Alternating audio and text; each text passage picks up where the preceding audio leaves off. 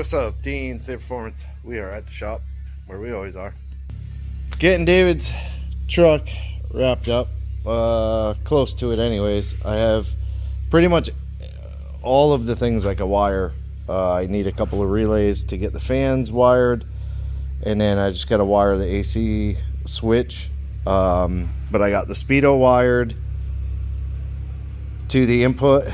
I have the output for the reverse lockout.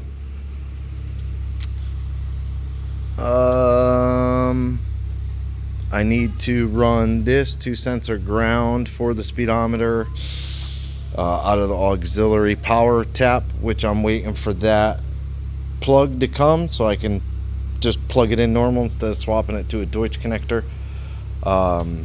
Fuse box is all sorted. I think I will have to change the AC. This is the switched output, so I believe, which I have to test, this comes from the dash, like the switch on the dash. I believe this tells the sends power out. So I'm going to switch this and put it into the relay as the 12 volt switched for the relay. And then I have that green and white wire run over, which will go to the pressure switch, which when it closes will close ground. So one side of it needs to go to ground, which I believe, see, I put them in this Deutsch connector here, and this also has the accessory power or the ignition power for the Holly. It's the dark green. Yeah, I believe I have to take that one out of the fuse box, or no. I have to run the dark green one to the switch. Out of the switch, I have to ground. Yeah, I'm so confused right now. Yep. See, I overthink it and then I lose track. Yep. Oh, one of these is power to the compressor. There we go. One of these is power to the compressor. The other one is a signal from this switch, which will be green, and then the black will go to ground, which I have my grounds right there. I tried to hide them behind the accumulator. So I'll have that done. I ended up swapping out his ignition lock cylinder because the other one was broke, and what it is it was missing this outer ring with this little button that pushes in. You can kind of see it stabbing in, so when you roll it forward, it clicks past that little lever and then it pushes in. You can see it pushing the little rod in, and then it'll go key on. You hear the pump, see the Holly. We're not going to start it right now. I had it running before, and I had to finagle the injectors. 3 of them weren't firing, but I got them firing, so I'm not really sure if it was something with the plug, but I got them going now. It got up to about 210 and blew the hose off. So rather have it happen here, and I just think that these are just junk clamps, or it wasn't fully tightened. I mean, you can see the impression in the rubber where it was dimpled in. I just don't like those hoses. Not a fan of them. And you can kind of see it even here wiggling. It's so hot. You can see how the whole rubber wiggles. So you have to use this with reducers. I don't like that. So I might swap that hose for like a factory LS3 style hose or something. I'll have to look online, but yeah, that pop blew all the water out of it. I got the power steering filled up. David just came for the first startup. It pretty much lit right off. Had a little fuel leak on the fuel line over there. Fixed that real quick, and it fired off and ran on 5 cylinders. 3 injectors were acting messed up. It was 4 and 8 and 3. were acting messed up. And the easiest way to tell is the stainless headers start to change this tone, like this brownish tone to them. And if you see them not changing color, basically going from a bright chrome to like a gold, then you know that cylinder's not firing. Then you grab your thermal gun, or you can unplug the coil. Don't unplug the wire, unplug the coil. And if you don't hear it miss, then you know something's happening on that cylinder, whether it be a bad coil, a bad injector, a bad wire, a bad plug, whatever it may be. This case, the injectors were just acting weird. I basically just kind of pushed on the plugs and wiggled them around, and one by one you could feel them immediately start pulsing. So I might check the connectors, or I might not have just had them pushed on all the way. I might have had the lock in the way and just didn't get it all the way. But then it started running good. So I had the Holly open. I was starting to play with it a little bit, and the hose popped. So it's kind of it. Like I said in the last video, I got to make the plate to mount the ECU. Just last couple of wires, and this phase is done for now. The relays is really what I'm waiting for, is the relays to come for the fans. So I don't have any here. I normally have a pile of them, and I thought I did, but all I have are the like sockets with the wires, because I don't use the wires. So yesterday and today, been fighting with this car. I actually drilled the hole kind of in the best spot that I could think to be hidden from everything, and there's enough room right in the middle of the tunnel. That's the biggest grommet that I had, because in order to fit like the relay and all of that stuff, you have to have a big grommet. Then you have to shove the 6L plug through, or bring the other plug back up. So I had to do all of that. The pedal harness had to go in. You can see the pedals plugged in over there. So I got all of that in. I got the battery. The main battery cables are on. The wideband's in. I have to look into this map sensor spot. Not the map sensor, the IAT sensor spot, because it's in the lid. I mean, that's the only spot for it, but I don't know if that's below the brick or above the brick. I assume it's above. I guess the brick is in here. I'm not really sure. I gotta look at that. I'm not real familiar with the LSA stuff, but I have to pull this off, weld two fittings on that they powder coated for some reason. I also got the brake pedal bracket in. The brake pedal, there's no clevis for the booster. I went through the entire bin. There's two wiring harnesses, and they're very different as far as plugs that are on them and stuff. They're very, very different.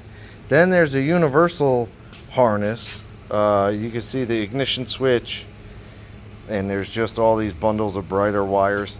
No idea what any of it's for. Exhaust cutouts,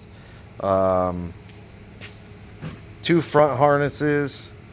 Like you can see the firewall connectors there and there, and they're different. This one has like these two connectors here. This one does not. Oh yeah, it does. It does have those. There's something, I can't remember what it is, but there is something that's different. A bunch of things that were different, and so I'm not sure. This is kind of why,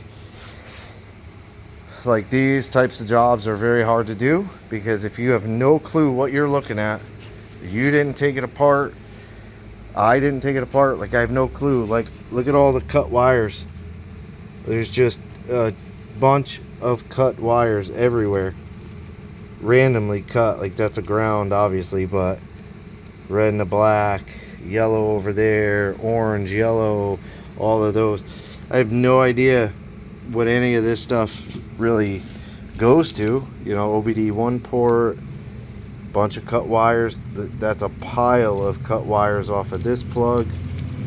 Why not unplug it? Why cut them? Like, I don't even understand. Half of them, well, maybe there's another plug that goes in there, actually, it looks like. But, like, you unplugged one side, not the other. I don't know why people do some of the stuff that they do. Couldn't tell you. But, yeah, so I'm supposed to figure all this out. That's the rear harness. Thankfully, there's one. So that should be easy to figure out. Then I started messing with the low car shift, got it bent, and the issue comes with the lever, which I actually bent it. I bent this lever out a bunch. You can see it's normally straight, and the issue comes with it buries itself into the firewall. So if you look at it from there, you see it's down. You look at it from here, it's basically inside the firewall. So this rod end ends up running into the firewall. It bolts on, you know, it runs into the firewall, into this bolt that's sticking out of here. And there's not a lot of space, you know, it's just that plastic and that plastic and that washer are the only spacing, which is only like 1/4 of an inch. So what I went ahead and did, oh damn it, I had it over here. Here it is.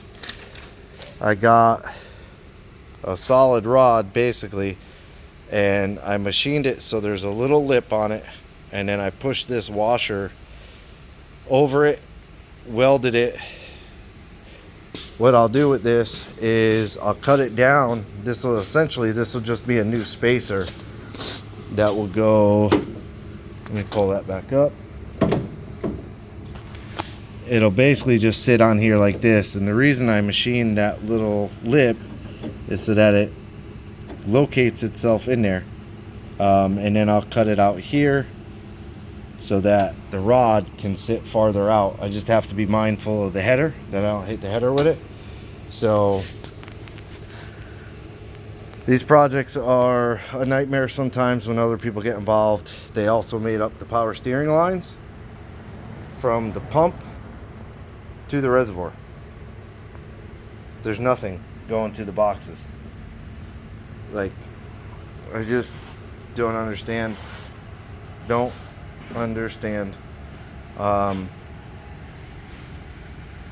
Yeah, but I'm gonna do what I can, and that's it. I can't assemble full cars when I don't take them apart. There's not even bolts. I put the inner fender in. There's not even enough bolts to bolt the inner fender in, to bolt the battery tray in. Like, there's not enough bolts to put this car together. There's literally like a tiny bucket of bolts. I don't have any bolts for the gas tank straps, which are in the back up on the shelf. But there's just so many things. So I started tightening up all the screws. Gonna put a new sender wire on it. Gonna put a plug on here. They tied both grounds for the pump and the sender together. That's fine. I don't care about that. But I'm gonna put a Deutsch connector on this one and a big plug on the fuel pump. Put it under the car. He's got somewhere around here, there's right here, just a pile of these junk push lock lines. I call them junk. I don't like them. And they're mismatched with like brass fittings and stuff. Like, I don't know. These, I don't know. There's no clamps, no nothing. I don't like these, and they're just stiff, but that's what he brought. And then there's a couple other lines. Who knows what they're for? So I'll get it together and get it running, but I'm not getting carried away with it. Car's not even drivable. I did notice yesterday when I took the wheel off to put the inner fender on that you can see a bunch of washers stacked, and then a bunch of washers stacked, no washers, and you Yeah, I can't really show much more, but like 3 studs have a pile of washers to keep this rim off the brake caliper, which I understand, but put them on every one of them, or do a, you know, and it's got a spacer. I don't know. And that tire's falling off, and this one was loose, but you can't fully really tighten it because you bend the rim in where there's no washers. That one, multiple spacers, like just a nightmare. I don't know. I really don't know. Yeah, do what I can, and that's it. But that's pretty much it. David's try. I did get a new battery with the little extension posts. The other battery was just fried, so everything's coming together. Waiting on the Dakota Digital stuff. They said like 6 to 8 weeks or something, because it's like it's built to order. Is what it is. But that's it for this one. I'm going home. I'm sweating. So David, appreciate you letting me work on your truck. It's an honor. Sounds really good. We have a little bit of a low oil pressure, but it just might be the oil that's in it. So like I said, once I do a couple heat cycles on it, we'll change out the oil for you, cut the filter open, make sure everything's gravy in there. So for this one, appreciate you watching. Like, subscribe, hit the bell to be notified of new videos, leave me a comment, and as always, have a good day.